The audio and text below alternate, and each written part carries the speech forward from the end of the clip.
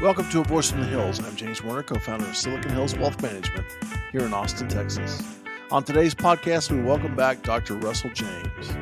Dr. James is the first repeat guest in the history of Voice from the Hills podcast. Since our last visit, Dr. James was inducted into the Charitable Gift Planners Hall of Fame. It's literally the highest honor that anybody in this profession can receive. Our focus here today really isn't on that, though. It's on an emerging theme in both the charitable and business world that Dr. James discusses in his Fundraising, Myth, and Science newsletter. The theme, it's the power of the story. Because regardless of the complexities involved, our story is paramount. Every story has a hero, every hero has a sage or an advisor, and everything else is merely a tool that helps the hero succeed on his or her quest. I think we all enjoy being the hero of our story if we're honest, but a hero is merely a role. What we often lack or what we often need is a partner or a guide to help us write that story, to help us understand the meaningful role we play in it. Someone to challenge us, join us in battle, provide us with wisdom, arm us with powerful tools, and steer us toward allies that will help us along the way. Dr. James is going to take us through that hero journey with practical tips on how we can help our donors and our clients write their own stories and how we can serve them along the way.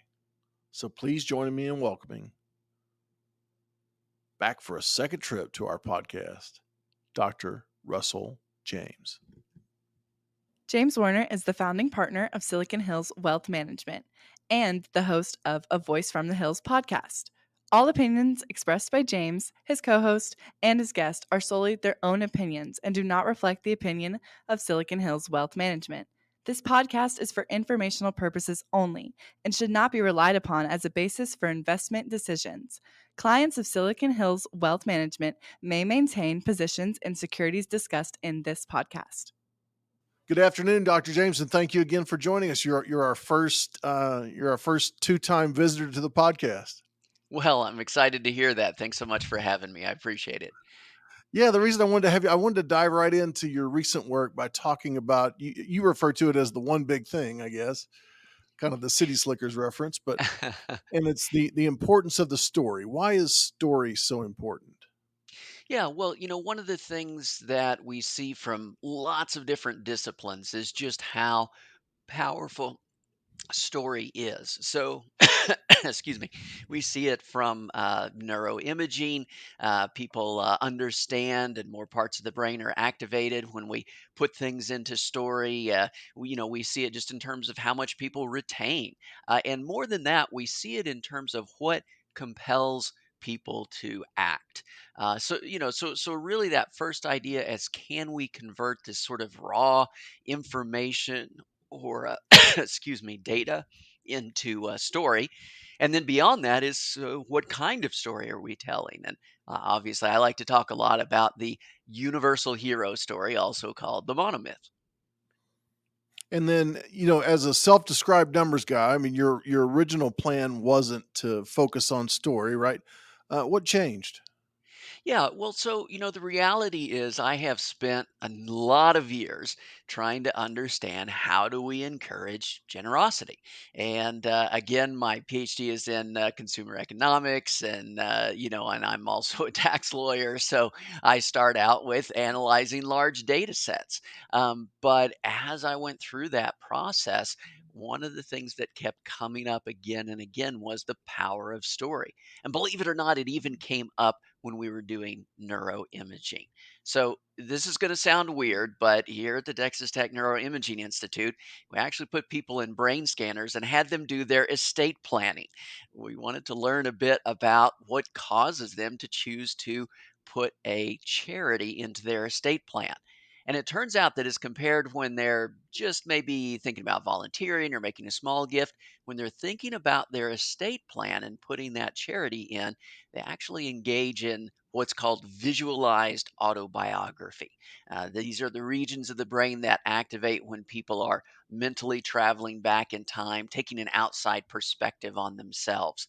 And this was quite an interesting result, especially because it matched with what some other researchers had found when they were doing in-depth qualitative interviews, that the reasons people put charities into their estate plan was because those charities fit the person's life story. So as much as I tried to avoid it, the answer kept coming up as a story. Which honestly is tough for somebody who's not an English major, but more of a tax law and economics guy.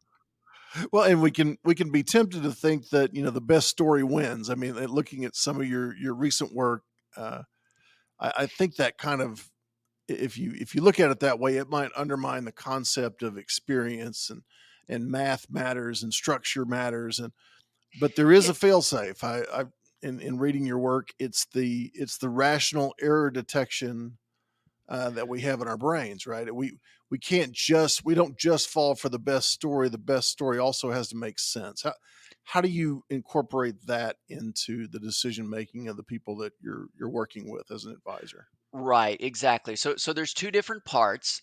We've got the what you might call that story part. That's the social, emotional component that can motivate action. But then we've also got that. You can think of it as the brake on the engine, which is that error detection part to make sure that, hey, is everything safe here? Is everything okay here? Now, the truth of the matter is, if we're just talking about a raw financial benefit decision, we don't need the social emotional story part so much. We can just look at a spreadsheet of numbers and get the right answer.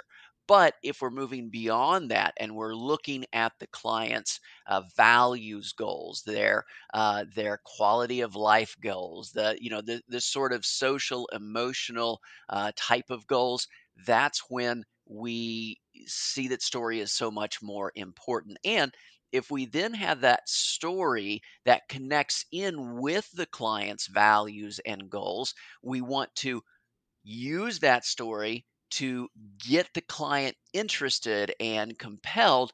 But then we need to make available at least the numbers side so that they won't feel like that there's some error going on here, so that the error detection parts of the brain don't jump in and stop that activity. Now, notice that I said we need to make those available. Making that available is not the same thing as forcing your clients to understand what beta is and if beta is dead and all these sorts of things. We make it available so that they can confirm as much as they need to. And honestly, there's a lot of clients who they just want to know, do you know what you're doing, and do you have my best interests at heart? And beyond that, the fact that you're making the numbers available is fine, but they're not going to go into it. And I think we shouldn't force them to go into that, um, depending upon the client and what their level of comfort is going to be when it comes to the details. Now, frankly, if you've got a client who's an engineer, you're going to have to go into the details. So it depends on the client's Well, the math personality. might be the most interesting part of the story in that regard. So yeah, Exactly. yeah. So it's a little bit of a tightrope, I guess. I mean, if you have people that have come to you through some sort of referral, they've probably been given a preview of the story and some of the math even behind it and the structure behind it, Yeah. as So, opposed to somebody coming in cold, right? Do you set the table by asking them how much they know about you and your story and your organization before you start asking them questions about their backstory? I think what you can do is you can actually just start with them. People are most interested in themselves. The most interesting story for them is their story. And then when we elicit those values and we start talking about goals that will match those values, that's actually the story part. That's the compelling part. Now, along with how are we going to accomplish those goals, we want to make the numbers available, and then we can follow the client's lead as far as how far they want to dive into the numbers. And this is true not just in philanthropy, where I spend a lot of my time on charitable financial planning, but it's actually true in financial planning in general. Let me give you an example. Another thing we did in neuroimaging is we had people play a stock market game, but they couldn't pick stocks. They could only pick financial advisors. And what we did is we wanted to see what happens in the brain when they fired their financial advisor, right? So we'd show their returns doing certain things, and we'd always give them a chance. Hey, do you want to switch your advisor? This is what the market's doing. It's what your returns are doing. And it turns out that when people are getting ready to fire that advisor, they're always doing the same thing. They're engaged in error detection. They're engaged in math. They're doing numbers comparison and error detection. Now, here's the surprising part. When people were in what you might call a quiet or a safe space, they weren't planning, they're not getting ready to fire their advisor, they're happy with where they are. You know what they were doing? They were actually looking at the faces of the advisors. So, and there's a face specific region of the brain, so we can tell this. And so it was almost this idea that if the clients were doing numbers, that's what they do right before they fire their advisor. But if they were looking at kind of those personal characteristics, those personal connections, then you're in a very safe space. Now, again, that was just an experiment in a lab, but I think we see some of the same things that if we're always forcing the clients to look at the numbers, how are we competing with the S&P 500? What we're trying to get them to do is engage in error detection or math, which in the neuroimaging is what people do before they fire their advisor. So again, there is this conflict between the story and the numbers. And the numbers, we want to make them available so that the client feels comfortable, but we don't want to push the numbers. We instead want to push the story elements. What are the client's values? What is their identity, their life story, and how does that relate to their goals? And then talking about accomplishing those meaningful values goals for the client. That's the story part, and that's the compelling part that'll make those relationships a long relationship. And when you think about it, if that rational error detection is never the thing that drives or compels the story forward, if you set up your regular review process such that you only talk about things that trigger that mechanism, at best you're staying in the same place. You might do a really good job and never get fired, but you're probably not doing a service to the client. You're not taking that next step that you would take if you were progressing along a storyline. Yeah, you And can that was think of it one of the this things way I kind of thought about as I was going through the literature is, it would be, you know, almost poetic justice that our industry is set up, such that we talk to the client about the very thing that, is going to motivate them to fire us. It's kind right, of funny right. just thinking about it. And when I Well, think about it in that regard, I think, oh, it's probably true. it is something that can come up.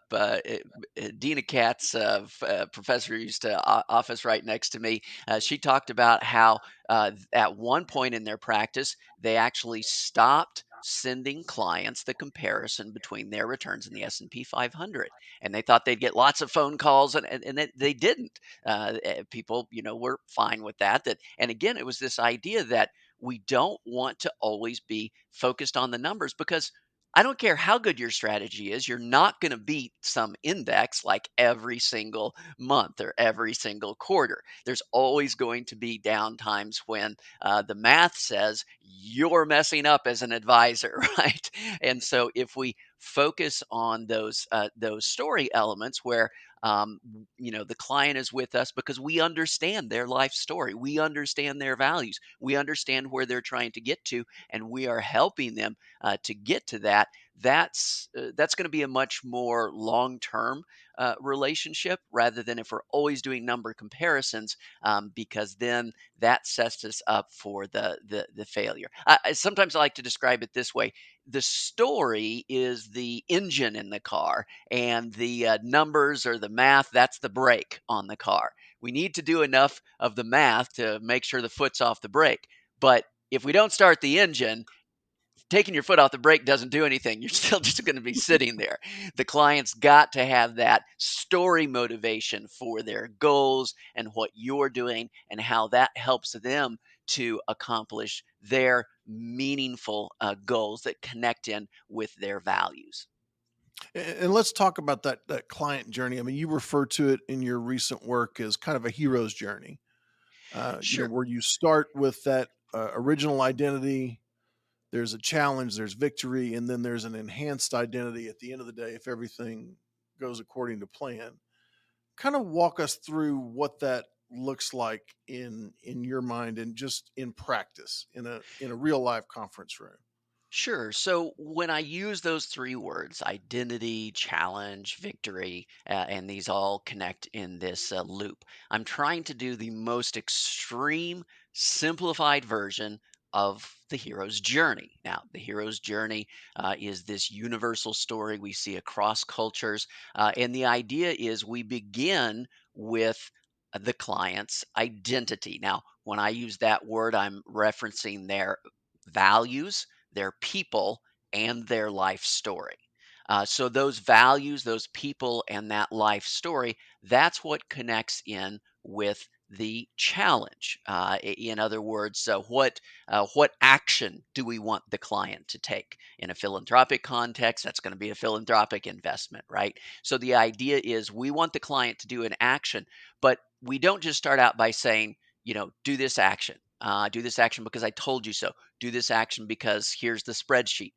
Instead, we begin with the client's people, their family, their loved ones, their values, and their life history. So, if any of these things connect in with or motivate the action that we're trying to challenge the client to take, then our challenge is going to be much more likely to be accepted. Now, whenever we tell the client to do something that we want them to do, whether that be a particular an insurance product or an investment product or whatever the case might be, that challenge needs to promise a victory. In other words, here's going to be the positive outcome that results from this as a result of doing this. And that positive outcome is going to be meaningful. And the reason it's going to be meaningful is it will then link back to their people, their values,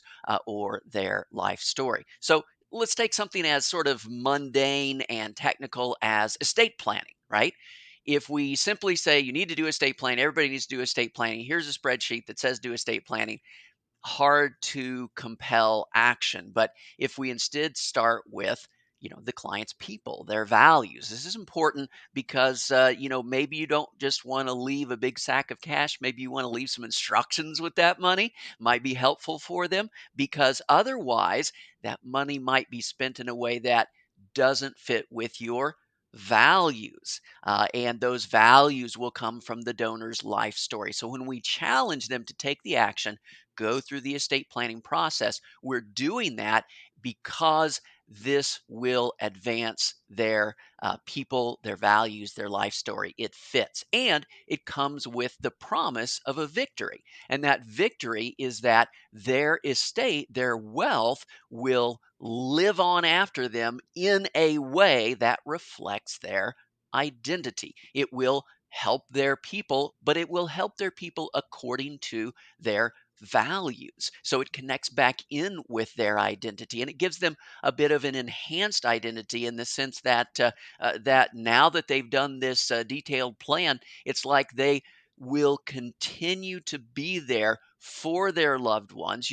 Maybe they've got a descendant who they know if they give that grandkid a bunch of money, they're just going to become a trust fund kid, right? They're going to be sitting in the basement eating Cheetos and smoking dope, and that violates their values, right? So instead, maybe we say, well, let's set up a wage matching trust where if you go out and get a job, we'll double or triple that, right? But if you want to sit in your basement and do nothing, you're not going to get anything from this. Or maybe it's something for education or for buying a first home. Again, it's the idea that we convert these raw numbers, where as an estate planning attorney, all I care about is like, hey, here's the tax liability. You've got this 401k IRA money that kids are going to have to pay income taxes on if we don't plan it, or a few clients are in the estate tax, and I want to talk numbers immediately. But if instead we talk story, and that being the motivation,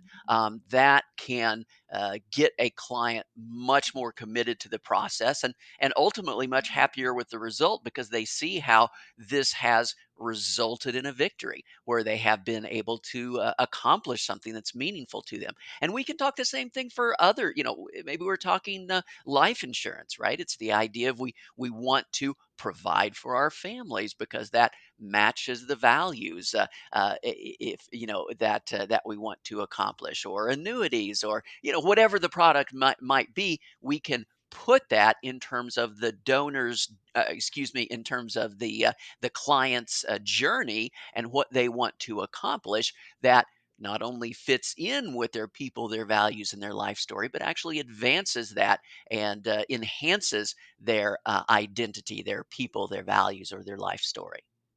Yeah, and one of the things that we do here at Silicon Hills is we really get involved on the philanthropic part of our clients' financial planning, and we've got a couple that we've been working with for about 5 or 6 years now, and this whole idea of the client as the hero really hit home when I think about them. In fact, in their last meeting with us, we inserted something on one of the tiles that just basically flat out said, you're a hero. Because I think you could probably fill an auditorium with all the people that they've helped over the years. I mean, they do the work, they accept new challenges, they take risks. They do some scary things that they don't really have to do, or that they're not necessarily called to do by anybody other than themselves. And like most heroes, they occasionally get recognized for it. But, for the most part, most of the people that they've benefited don't really interact with them, so they don't have that necessarily. But so when you don't get recognized for your work, I guess the question I always think about is, do they see themselves as heroes? And the concept of that enhanced identity as a result of victory, is that really happening? That's the thing I go back and question, and I think to myself, how do we help them see what we see? If I see a hero, how do we help them look in the mirror and see that Yeah, same thing? so that is a challenge. The story elements are always there. Depending upon the person's personality, they may shy away from that kind of language, and so you might have to couch it in other terms that they're more comfortable with. But there is this underlying idea that even if someone does something anonymously, it can still fit their values and it can still advance how they see themselves.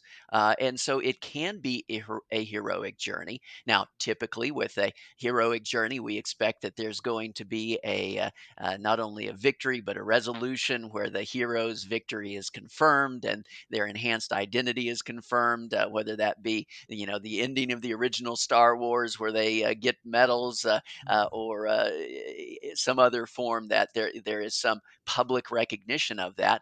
But for some people, public recognition does not fit their values. It does not fit their life story. And so they are able to experience the enhanced identity even without that public recognition, just by saying, hey, this is the impact that I've made. And it's very exciting that I could be part of making this impact. And so when it comes to philanthropy, which is all about values, it's all about trying to accomplish something that's meaningful. It really is about what is a meaningful impact for them. In talking with fundraisers, I'll call this helping the donor to define a personally meaningful victory. That means within this story context, what is the victory that connects in with their people, their values, and their life story? And so we can do this with clients just by asking open-ended questions like, hey, if money were no object, what would you want to do philanthropically, right? That idea of understanding where is it that in an ideal world they would like to go. And then we can maybe begin to construct some options that are particularly compelling for them. I love what one fundraiser said to me, which I think fits. He said, "I don't ask people for money. I ask people to do things that cost money. So it was the idea of I'm out there selling the impact that they can make. Yeah, yeah. Well, I guess, to that point, every hero needs a sage, or at least most of them, I think they do. And you're right. And you talk a lot about the advisor as the sage and the role that they play. Yeah. Describe So that role and the challenges that lie in that role. And I guess secondarily, how do we get that client to invite us into their world as not just another advisor, but how do we cross over into that world of trusted advisor or sage? I mean, I think there's a lot of our clients that work with multiple professionals, and they tend to have one or two that they truly rely on that, yeah. as a sage, so to speak. I was just wondering if you had some thoughts on that. Yeah, sure. So, of course, in this universal hero story, there is another universal character besides the hero, and that is the wise guiding sage. In the original Star Wars, this is Obi-Wan Kenobi, and in the original Matrix, Neo is advised by Morpheus, or if you like The Hobbit, this is going to be Gandalf the Grey, right? So, this person comes alongside the prospective hero and not only challenges them to act, but actually provides advice, guidance, and planning. That happens in all three of those stories. That's part of what the guiding sage does, and that's what makes the guiding sage attractive. Now, one of the challenges is for the client to accept that person as a guiding sage. From a story context, there's actually another character, which is the shadow character of the guiding sage, known as the jester. Now, these are similar characters. They're both good at talking. They both will be interesting to listen to and say things, but they're opposites of each other because the jester isn't interested in going along for the whole journey. Right? They're just there to deliver the punchline and they quit at the punchline. The jester doesn't know stuff, right? They're entertaining, they're social, they connect with people, but they don't really have the expertise. And so the idea is how do we show ourselves as being that wise guiding sage and not being the jester who's just there to hit the punchline and move on to the next client, right? So there are some sales oriented people that take that approach. They're not there for the whole journey. Well, there's some different ways we can do that. Obviously, knowing what in the world you're talking about helps, right? So if you want Sure. to be the wise guiding sage, you got to take the time to know what you're talking about. And beyond that, we sometimes need to be there for the long term, right? We need to be available, and we want to have these longer relationships. Now, how do you quickly establish yourself in that role? Well, I'll tell you one thing that works in a variety of contexts, and that is the idea of advising against interest.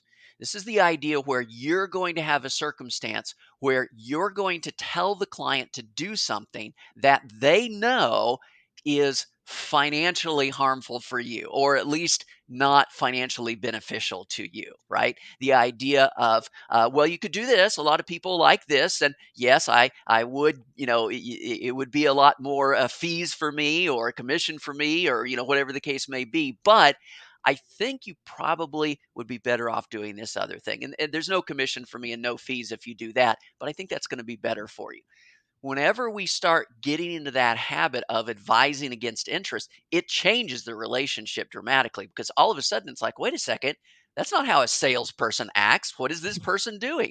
Well, you're changing that relationship and that role, and you're doing it very quickly when you do something that doesn't fit one of the character roles and instead fits another character role. And that's how you help the client to identify which character are you in these sort of classic story characters. Yeah, I'm not the jester, so maybe I'm the sage. So, That's right. That's right. yeah. I'm providing advice, guidance, planning. I'm not just there to sell you stuff, right? I'm not just there to always be closing. I'm not just there to close the deal, get the commission, move on to the next thing. And that's being able to show that. and show it quickly by advising against interest, or over the long term, just having those long term relationships, that can be helpful. Even something as simple, even if it's not advising against interest, doing some stuff for free, right? That's an example of, wait, you're not charging me for this. Oh, no, no, no. This is just to help you out. Oh, well, we have a different kind of relationship then, if you're not just selling me stuff. So that Mhm. can change the view of what character you are playing in that client's life. Yeah, I think I've seen that in the philanthropic world with development advisors, where you'll have that standard comment from a client who will say, yes, I talked to so and so, but every time I talk to them, they ask for money. Hmm. And Hmm. it seems like the development officers I know that are the most successful do not make an ask at every meeting. I mean, some meetings just aren't about the organization or what the organization needs. And Yes, you're absolutely that is a right. real that's a real game changer for the donor, because the donor leaves that meeting going, well, did they forget to ask for money, or what's what's going on here? I think it's a very similar thing to what you said, jester and sage. I think sometimes we get a little too rhythmic with, you know, all of our donors know that, the function of an organization and the people that represents it is to raise money for the organization. We Hmm. get that. Hmm. Um, but when you start talking about the relationship between the donor and the organization, I think you refer to it as the conflict, where maybe the organization views themselves and their administrators internally on their own hero's journey, and that often can conflict with the donors. And I think that's true with a lot of businesses too. I think there are a lot of businesses that see their business platform or their way of doing things as the predominant story at play, and everybody else is just kind of working with that. I think you talked about the role of an advisor as a translator to try to, where the organization's speaking Russian, the client's speaking Spanish, and they don't understand each other. The role of that advisor in the middle is to really translate and really talk both sides of the journey to, to each of the constituencies. How do they do that? What's the Yeah, so you have to you start out with this idea that sometimes the internal folks, they think that the job is, you're just supposed to go sell, sell, sell, right? You're just supposed to sell, close, close, close, always be closing. That's what you're supposed to do. And the truth of the matter is, look, that might work for hitting your next quarter's numbers, but it's never going to give you those long-term relationships that are going to lead to, significant amounts of trust, that lead to the big dollar decisions. And when you're working with the clients or on the donor side, you're trying to establish those long-term relationships of trust. You're essentially trying to say, "I'm here to help you." Now, there's a conflict because you've got the internal organization that thinks, well, your job is to go out and say, we're so wonderful, right? We have the most amazing product, and close that deal. And the most powerful relationship, though, isn't that sell, sell, sell relationship. The most powerful relationship is, I'm here to help you. I am a wise guiding sage. You wouldn't use those words, but I have a lot of expertise and I help people like you. Let me give you some examples of ways that I've helped other people in the past that are in situations like yours, and starting that relationship. And bottom line, providing value to the client, whether you're working with a donor or you're working with a client. It is this issue of, are we just there to push product, or are we actually there to build this long-term relationship of providing value to the client through our expertise and our ideas. And again, whenever we do something that that says, for example, as a fundraiser saying, yeah, it would be really great for you to make this gift, but I think maybe you should, wait for about 6 months and let's see how the administration changes with this new leadership change to make sure you're still comfortable with it. Well, you do that with a donor. the shocked look on their face of, wait a second, you're not just selling me. You're advising against interest in this case. You're trying to help me accomplish my goals. Or even if you say, understanding the client's goals and saying, well, there's another opportunity that's not with our organization that you might be interested in. Now that seems like, oh, that's not sales. That's terrible. You would never do that.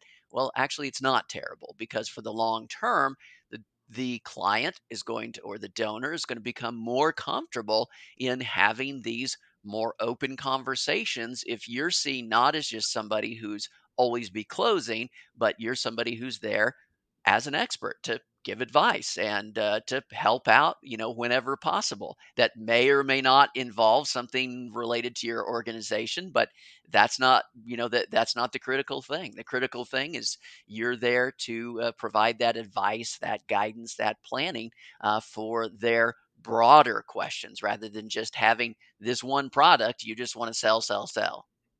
Yeah, and I think even in terms of restrictions on gifts versus unrestricted, I mean, you find that I think this is a pretty common comment that I get from development officers, particularly with larger, more well-established charities. The comment is always, it's really hard for people to feel like they're having an impact, on our organization, because they know how large it is, and they just in many cases don't feel like their donations warrant any impact measurement, or it doesn't give them that sense of victory that you might get in, or that they might hope for them to get.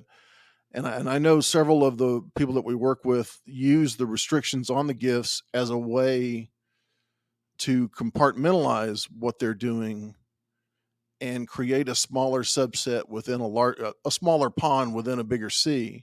Yes. Uh, and I think that is truly impactful, because you can take the largest organization and shrink it down however you like, however you like to. And I think at the end of the day, that opens the doors for unrestricted gifts down the road that may not have happened otherwise. So it's interesting how in some cases the administration inside those organizations doesn't necessarily view that as positive a development as I do, but it's Right. Well, and you've got to understand, you've got a conflict of hero stories there, where the charity administrators, they're the hero of their story, and of course the donors are just supposed to be enamored by how wonderful they are and lay money at their feet and not ask any questions or have any opinions. But that's not really compelling to donors. I mean, yeah, it'll get you the pat on the head gift, or isn't that nice for you people gift, but it's not going to give you that major investment. If you want to motivate that major type of gift, you're going to have to answer the question, I gave. What changed, right? And if the answer is, well, nothing, or we don't know, or it's too vague, I mean, there's no reason to make another gift. But this comes back to what you were saying before, of where, for example, the development officer, the fundraiser, is sort of in the middle, where they've got to translate. So you've got these administrators that say, we don't want to put the donor putting instructions with their money. We're supposed to get to put all the instructions with their money. And so then you have to translate that and say, well, I've got this donor and he wants to give us this gift that's a restricted gift. Now, he can either give it to us, or he can set up his own private family foundation, or he can work with the community foundation to put those instructions on it. But I'd kind of rather that he gave it to us so we could manage those funds. Like, what do you think, administrator? Right. So what you're doing is you're translating, because the donor wants to put the instructions with the money because they're the hero of their story, and that's what makes the gift compelling, is the instructions. The administrator doesn't want any instructions with the money, but if you present it and say, well, look, this is the competition, right?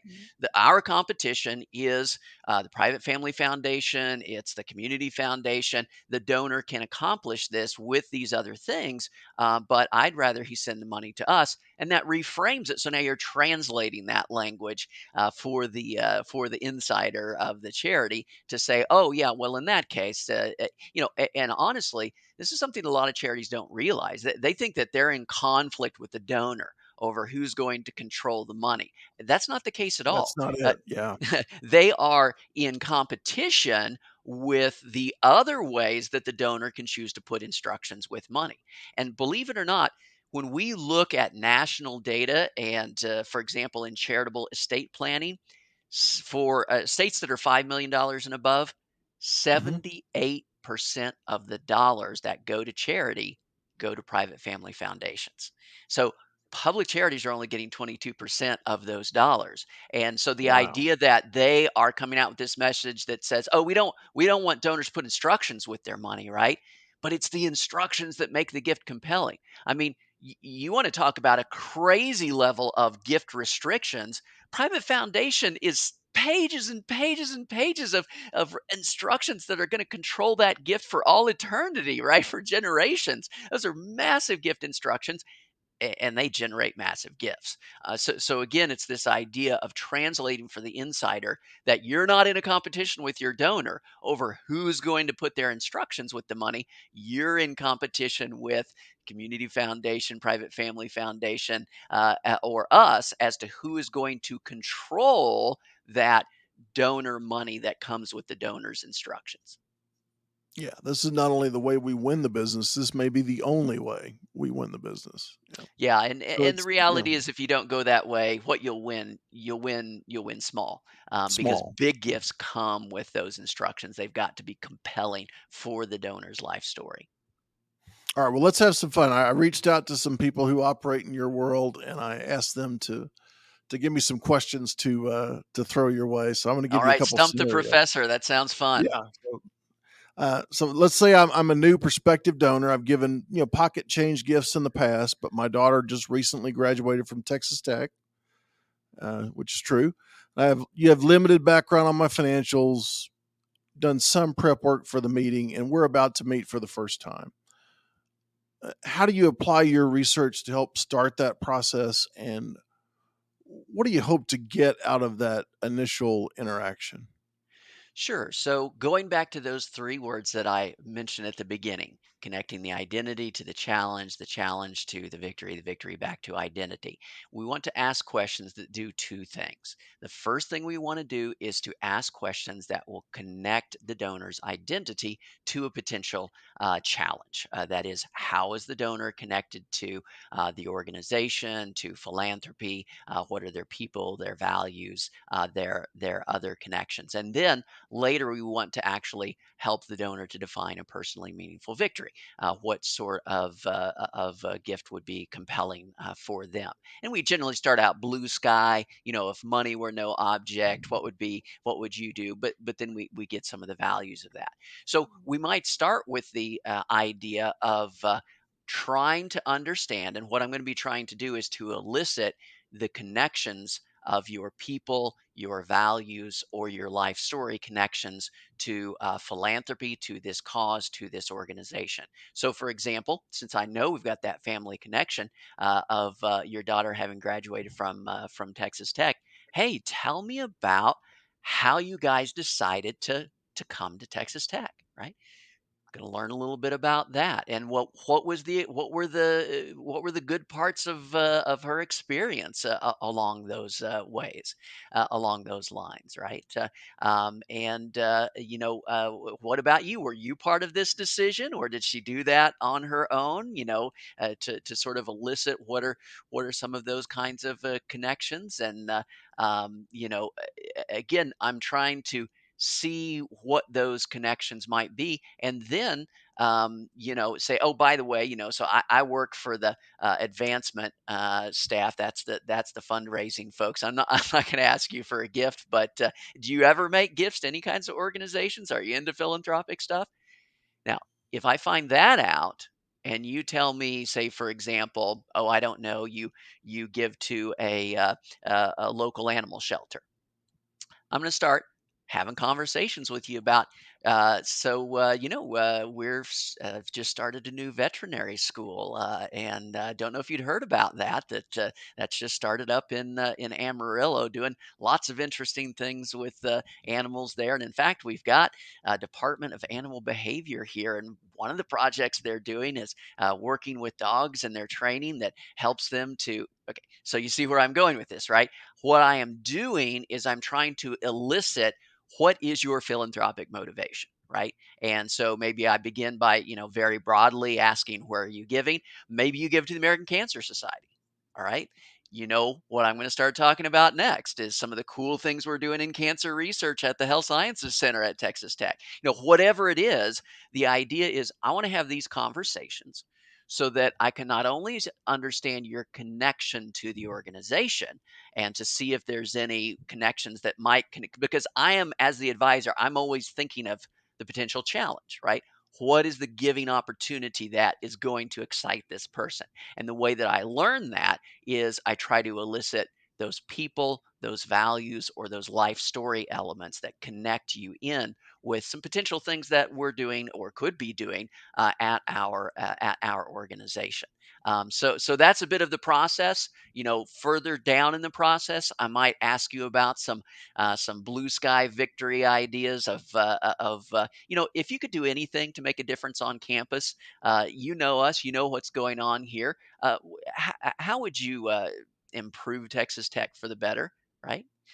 You tell me something, maybe you're going to tell me something about, oh, well, I would like us to win the Big 12 every year in football. Okay, that lets me know a little bit about where your philanthropic interests are. Or, I would like every student in the state of Texas who wants to go to be able to go, whether they can afford it or not. Ooh, okay, I've got lots of giving opportunities that are going to match that, right? So Mhm. this is the process, is to elicit these things, oftentimes through Socratic conversations to find out what would be compelling to you about a particular giving opportunity.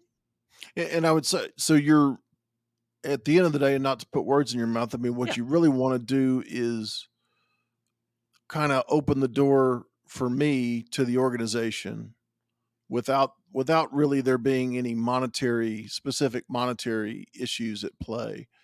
It's find out what's important to me, find out what I might be interested in, and in some way find out if I have the willingness to connect further on Hmm. that some way, shape, or form. So if we're leaving the meeting and I've given you my phone number, my email address, and I said yes, I'd love to hear more about X, Y, or Z. Is that really the is that the takeaway that you want, from Yeah. that first meeting at a minimum? Right. So the idea is with a major gifts relationship, it's going to be 1 to 3 years before we get to an ask. Okay. So there's going to be a number of these meetings. The next step that I may be pushing you to may not be to a proposal. It may be to another event. Hey, you were mentioned you supported your local animal shelter. We're doing this thing at the veterinary school that I think you might be really interested in. Would you be able to be here? So again, part of that process is I'm trying to get you involved. It may be a process of I'd love for you to just meet with our chancellor, or come on campus. He can show you some of the things that are happening in.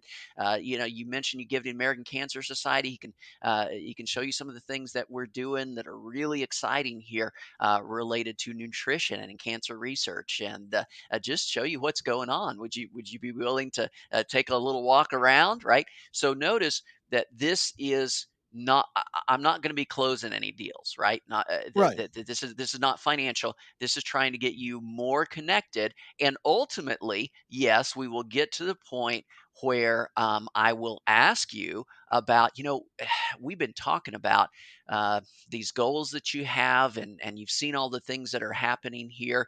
I've got some ideas of what some other folks have done, who have similar goals to you, and I think some of them might be of interest to you. Would you be willing to get together in a couple of weeks? I can present some different ideas for you, see if any of them are attractive on ways that you could make a really big impact here on campus. Okay, that's where I am asking to ask you for money, right? I am asking for the opportunity to make a proposal. But I'm not necessarily going to do that ask on the first meeting. I'm just trying to get you to get more involved with the organization in those things where I know you have a philanthropic interest. Because as I get you more involved, then you're going to see opportunities where, oh wow, it could really make a big difference if there was another scholarship here, right? Or if somebody did an endowed professorship, or whatever the case may be. Now, of course, there is the financial reality that, hey, we got a department on campus that makes estimates on donor capacity. That you don't want to spend all of this time with someone who, at the end of the day, they just don't have capacity to make that kind of a gift. But Sure. if there is somebody who has capacity to make a gift that warrants the time to get involved, that's the process. It's not ask, ask, ask. It's finding out what those people values, life story, identity connections are. What is that meaningful victory, and getting them more involved so that it becomes more a part of their life, so that all of a sudden that challenge starts to become more and more compelling because now they're part of the community. These people are people that they know, and that's what makes things compelling. And so let's say that our initial meeting went well. That 1 year kind of courtship where we get from the ascertaining what is important to me to connecting me with what it is to asking for the ask to making the ask, and now I've finally done it. I made a major gift, Hmm. uh, and as happens, I think with most of the clients that we work with, and most of the stories that I'm privy to, once someone commits to a major gift, whether it's a state or or present gift, they tend to follow that commitment up with annual gifts. Uh, Maybe not to that level, but certainly once they commit to an estate gift for a university, let's say, the odds of them giving annually to that university are pretty strong. I mean, Hmm. maybe not 100%, but they're pretty strong. So let's say I develop a relationship. I'm giving on an annual basis, fairly significant amount, nothing that would be major, but significant. How do you keep the story fresh for me? How do I avoid falling into something that feels like a routine and no longer feels like a hero journey to me? I see that happening a little bit. How do you guard against that? Yeah, so it's real straightforward. You've got to finish the story. And this is where a lot of charities are complete garbage. They are great at making the challenge. Here's the heroic opportunity to make this huge impact. And then they get the check, and then the story ends. There's no victory where they say, hey, here is what your gift did. Here is the impact. There's no climax to the story, right? There's also no resolution to the story. The resolution is when the hero's victory is not only is the victory confirmed, but the personal transformation of the hero is confirmed. So the charities often will not confirm that the donor actually did make a huge impact. They will not have an expression of gratitude for the impact that donor made. They will not have an expression of just how meaningful it is that the donor would do this sort of thing. So again, it's almost like you're telling a story where you've got. Think of the Matrix, where Morpheus says you can take the red pill or the blue pill, and after all this hesitation, Neo takes the red pill, and then the movie ends. Right?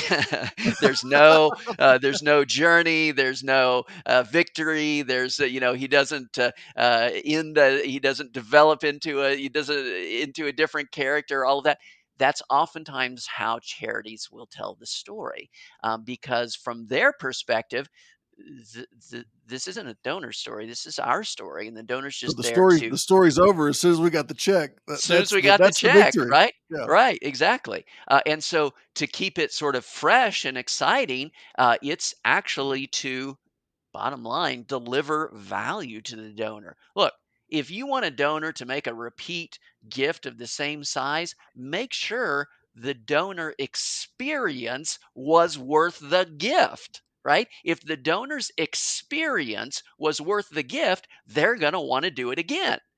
And if the story ends, at the punchline, if it ends when the donor accepts the challenge, and then the book ends, or the credits roll, nobody wants to repeat that story again. That's not an enjoyable experience. So then it really comes into that point of finishing that story. Does the donor feel like they have won a victory, right? Do they feel like their gift made a difference?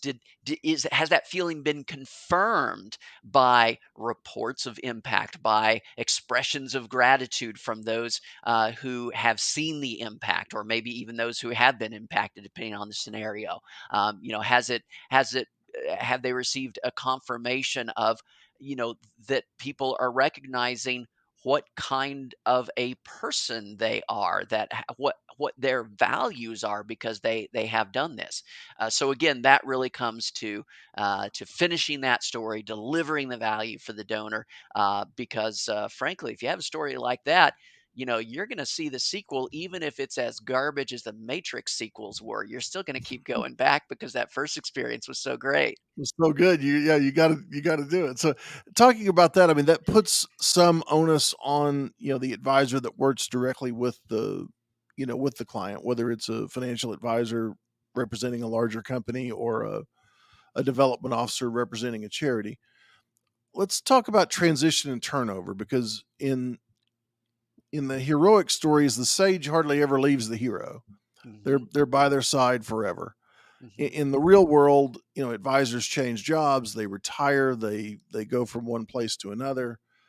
How can an organization best handle losing an effective advisor like that? And can the advisor become so important to the donor or the client that it's not that could be actually detrimental to the organization? How does somebody as an organization foster the role of the advisor as a sage without giving away their ultimate, uh, I guess, just their ultimate tie to the customer? Yeah. So the idea is, are we talking about a situation in which this guiding sage is the role of an organization, or is it the role of just one person? Now, if it's just one person and that person leaves, then that relationship is over. If it is, no, this is what the organization does, they are throughout the organization, they view their role as trying to provide value to the donor, to provide wisdom, guidance, advice, planning, that essentially they feel like our role is to help the donor accomplish what they want to accomplish. If that is throughout the organization, then the idea is you can not only have that individual relationship, but you can kind of have that ongoing relationship, because that's becomes the culture of the organization. It also really helps if the organization has metrics or systems that are designed to encourage sharing. In other words, sharing of donors or of clients. So I'll give you an example. Like, there's some universities where if I bring in another fundraiser who say is an expert in some plan giving techniques, they're going to cut my credit in half for this gift, right? And so that's not going to happen. Even if I don't know what I'm talking about, I'm not bringing somebody else in. There's other universities where if I bring that person is in, they're going to double count. Both of us get full credit for the gift. And also, by the way, if I bring this person on this gift, then they're probably going to bring me in on something else.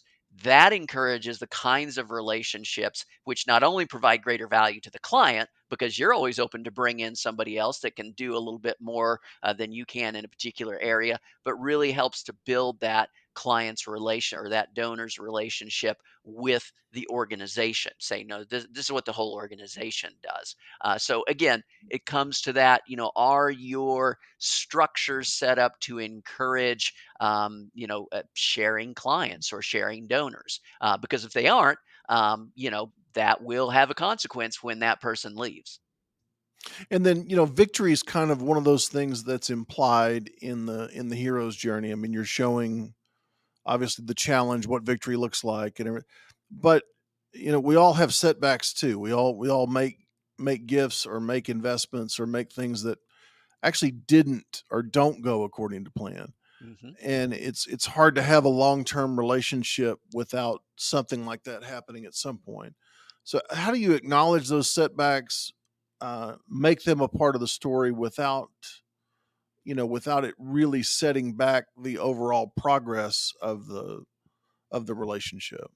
Yeah, well, in reality, that is a universal and perhaps even essential part of the story, right? That after the hero accepts the challenge, the victory doesn't just come. There are lots of things in between where, well, the heroes decided to go on this journey, and but we've run into a bump in the road, right? We've got this other issue that's come up, and so now let's work There's together always to some deal with this issue. there's always some kryptonite somewhere. That's right. Exactly, exactly. So to understand that when that happens, the key thing is to understand that you need to maintain your character role, right? Okay, we have this issue that has come up, and we thought this was going to be a very straightforward journey, but now we've got this big dragon in the way. Let's talk about that. How do we now deal with this new situation? How do we deal with this dragon? Well, here's some advice. Here's some guidance. Here's some planning. Because I know that you still want to have that impact that we talked about initially. I know that's important to you, and we need to figure out how to get to that place. So again, it's that idea of, yeah, bumps in the road, challenges, all of that, definitely part of the story, and the key is all the way through is to maintain that character role. My job is to help you complete this heroic journey. My job is to make you feel like, you have had this impact that you wanted to have, and it's an impact that is personally meaningful to you, to confirm that you have had that impact, to help you get to that impact. And my role, whether it's at the ask or after the ask or all the way through the process, is always the same. It's that guiding sage role that goes along with the whole journey, just like those guiding sage characters in the movie. They don't disappear once the prospective hero says yes, let's go on the journey. They're there for all the bumps along the road, because there are going to be those challenges, and that hero is still going to need that wise guidance, advice, and planning along the way to deal with those challenges. Well, I think the industry is all the better for your wise guidance that you have provided along the way. How many followers do you have on your LinkedIn now? Is it what, several thousand, right? That Yeah, that yeah, look at yeah. your So, weekly newsletter. yeah, I think we've got a little over 5,000 subscribed to that newsletter, so that's encouraging.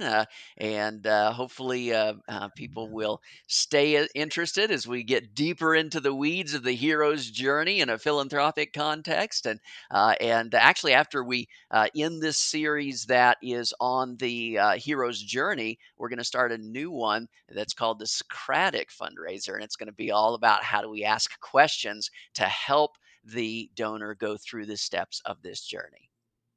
Yeah, so everybody could definitely follow you on LinkedIn. You can see all of your work online. It's Yeah, if you I do share all my stuff for free. If you're willing to connect with me on LinkedIn, I will send you links to all of the books that I have for free, audio books, slide sets, academic journal articles, which of course nobody wants to read, but they'll be there for you as well.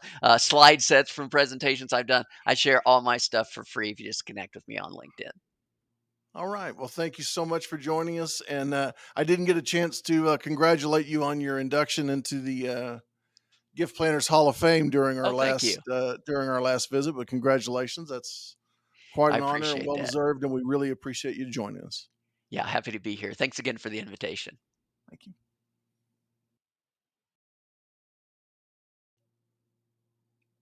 And that's a wrap for our podcast conversation with Kevin Lozer. Kevin, thanks so much for joining us. And thank you so much for sharing your vision and passion that ultimately led to the development of Holistic Plan and bringing it to market. It's just another example of how necessity is truly the mother of invention. We hope that you all enjoyed our conversation with Kevin. If you did, please subscribe to our Voice from the Hills podcast. We are available on all podcast platforms, Apple Podcasts, Spotify, you name it. If you'd like to learn a little bit more about Silicon Hills Wealth and what we do and how we service clients, please check us out on the web at siliconhillswealth.com. And we want to remind you once again that we so much appreciate you listening and sharing our content, because we can only do our best work when you are here to listen. Thank you.